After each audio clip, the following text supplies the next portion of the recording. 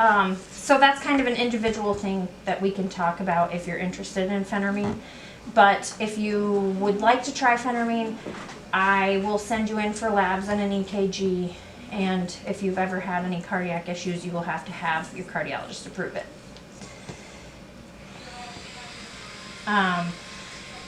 Like we said, phentermine increases your energy and helps reduce your appetite, so that you can exercise and control your diet more efficiently.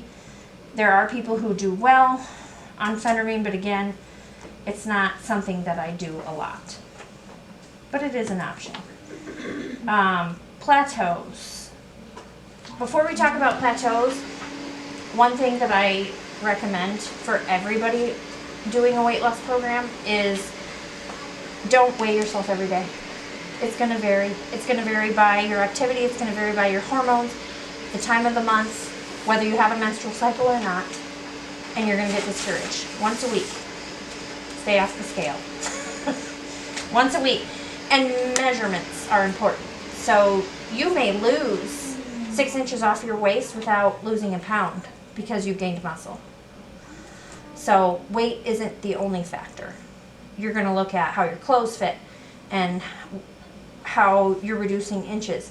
One of the measurements that I like to do is your neck. You'd be surprised how the neck measurement affects your health. They say anything over an 18-inch neck is sleep apnea. It's risk for sleep apnea. And going under 18 inches drastically reduces the chance that you'll need a CPAP. It's not a measurement you would think of, but it's important. It's very true. Yeah. I had sleep apnea before. Horrible. And I don't anymore. Like, go sleep in the other room bad. And he doesn't snore at all now. But I think last time we measured your neck, it was 16 inches. And I think it was like 24 when we started-ish. And I'm happy to track that for you. If you want to come in every week and get measured by me, I have all the stuff to do it. If you get on Amazon for a few bucks, you can get one that you can wrap around your arm and it'll pull itself in and you can measure yourself at home. Or if you have a tape measure or a regular ruler, get a piece of string. Yep. And cut it off where you are this week, and next week do it again and let yourself see how much it's changed. It's gratifying. It's more gratifying than the scale is. Overcoming the plateau, like I said, if you're plateauing for more than 3 weeks, we're going to look at what you're eating or not eating. I'm going to have you do a food diary for a few days, and we're going to talk about, are you getting enough protein? Are you getting enough carbs? Are you eating enough food throughout the day? Are you getting enough calories? Because it's easy to not get enough when you're on a GLP-1.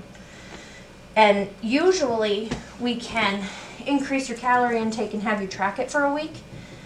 And we don't even need to go up on your dose. Usually increasing. The second thing we will try if that doesn't work is a drug holiday. We'll have you take 2 weeks off. You'll get hungry, you'll eat, you'll restart at your dose you were on before, and it will continue. So those are the 2 things we try first. Usually that works. And then if we need to look into it more, if you're still plateauing, if you're still getting frustrated, we may get some labs and see if we have an electrolyte imbalance or something that's affecting your progress.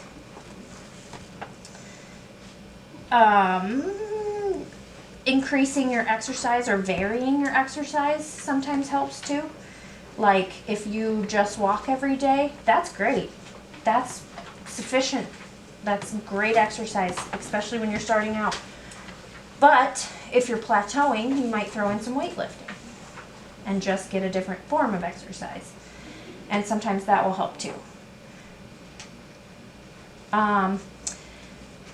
So when you're paying for your medications, a lot of the medications that we offer, you pay the pharmacy directly. I just charge a 90-day prescription fee.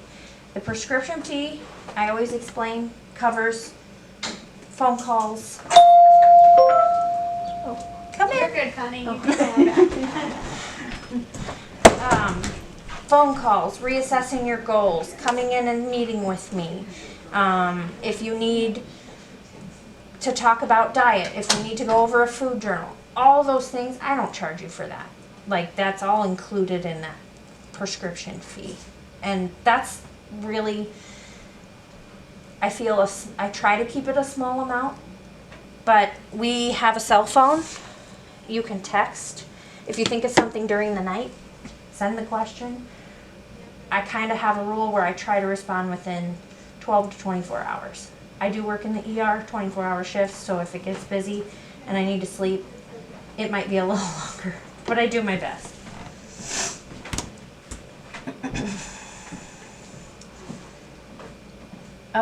We talked about supplements quite a bit. The big thing is, if it sounds too good to be true, it is. If it's telling you that you can eat this capsule before your meal and only absorb half the calories, it's BS. Just don't fall for it.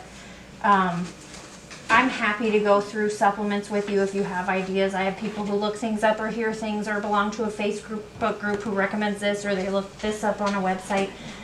We can talk about it. I mean, I don't know everything. I'm happy to research it. I have a really good supplement pharmacist.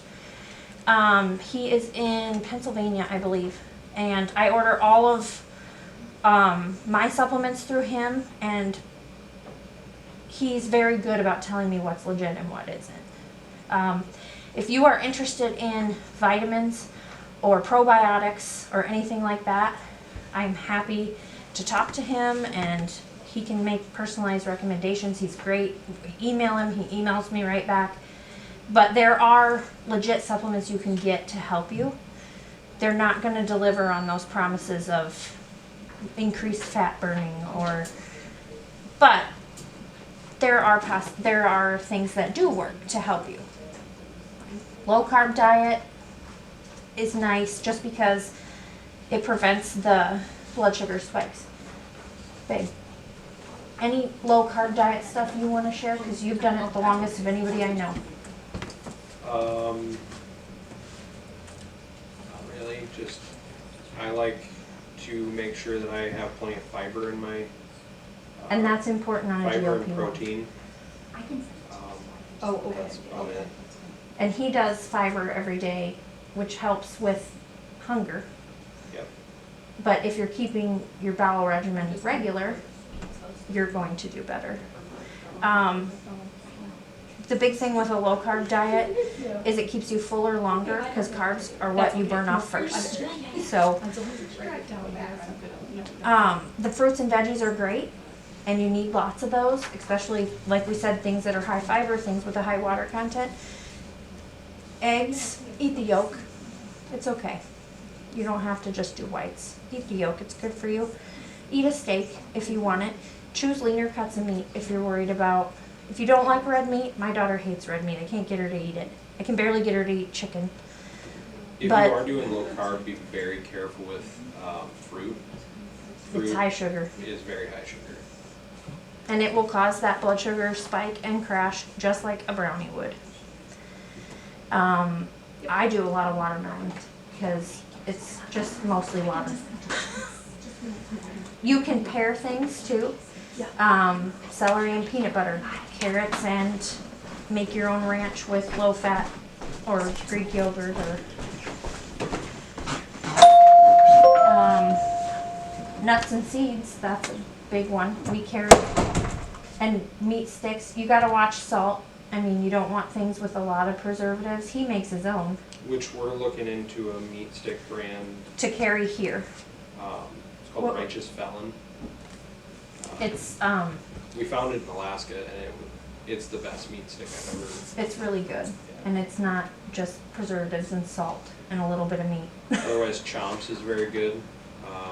Archer Farms is pretty good too. You can get them a lot at Costco, Sam's, Yep. and they're pretty inexpensive comparatively. You gotta remember your meat's expensive. Like your meat sticks are gonna be expensive. Healthy fat. There is healthy fat. We hear fat and we're like, ugh, I can't have that. No, you can. Avocados, guacamole, cheese. I eat tons of cheese. I can't give up cheese. Cheese stick and a meat stick and some carrot sticks, that's a great snack. Add in some almonds, even better. It's just figuring out what you like. Don't be afraid to get things with seasoning or flavors that you prefer. We got white cheddar almonds at Sam's. That's why I think we should do the group again, because we can share some of that stuff too. But it's not hard if you look, read food labels, look at your carb content, and look at what a serving actually is. A lot of times it'll say, oh, 150 calories per serving, and it's 3 peanuts is a serving. That's not helpful. It's misleading. So learning how to read the food labels, and again, if you aren't sure, snap me a picture of a food label. I'll help you with it. Happy to. Questions about this stuff? I kind of went through it fast. Again, it's all individual, tastes, preferences. I'll help you with it. Absolutely happy to. Do you guys want to take a break and taste some stuff? Sure. So, does anybody want to taste protein that I have? You want to taste it? I have cookies and cream and strawberry. Oh, Cookies and cream. okay. The cookies and cream is my favorite. Do you want to mix up a little of that? Yeah. And we'll have that. So what we have 2 flavors of Ignite. Ignite is caffeinated. It has magnesium. It has a nootropic blend, which is like you hear about mushrooms. That's misleading. This isn't going to make you high. It's just it's an energy burning thing. What do you